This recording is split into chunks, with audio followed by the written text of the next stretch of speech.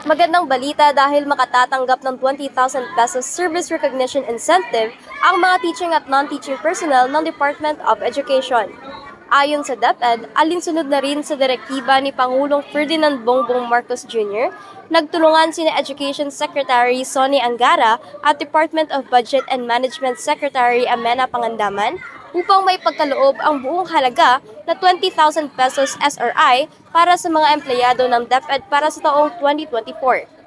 Nabatid na ito ang kauna-unahang pagkakataon na makatatanggap ang mga staff ng ahensya ng pinahihintulutang maximum grant.